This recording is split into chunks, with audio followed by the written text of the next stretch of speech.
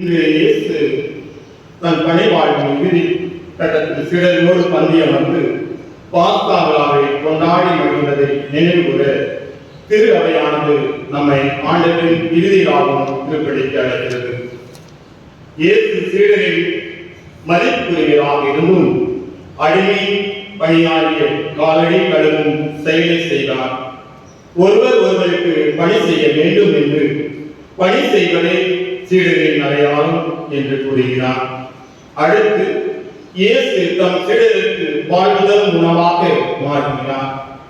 கிறிஸ்துவே தலைமை குருவாகவும் பரிபொருளாகவும் என்று குருத்துவத்தை ஏற்படுத்தி புதிய பாஸ்கா கொண்டாட்டத்திற்கு நம்மை அழைத்து செல்கிறார். நாம் என்றும் உங்களோடு இருக்கின்றேன் என்று சொல்லி நற்கனை என்னும் புதிய உடன்படிக்கையை ஏற்படுத்துகிறார்.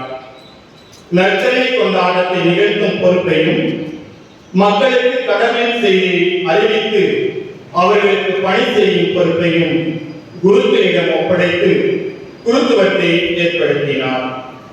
ஆகவே இன்று நாம் கிறிஸ்துவின் வழி அன்பு, மன்னிப்பு, தாழ்ச்சி ஆகியவற்றை ஆடையாக கொண்டு நம்மை அலங்கரித்து திருப்பலியில் பங்கு கொள்வோம்.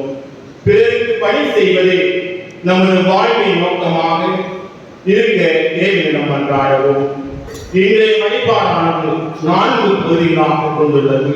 முதலாவதாக வார்த்தை வழிபாடு, இரண்டாவதாக பாதம் கழுவும் சடங்கு, மூன்றாவதாக நற்கருணை வழிபாடு, நான்காவதாக நற்கருணை இடமாற்ற பவனி. எனவே இந்த வழிபாட்டு நிகழ்வில் பொறுப்புணர்ந்து பக்தியோடு பங்கெடுப்போம்.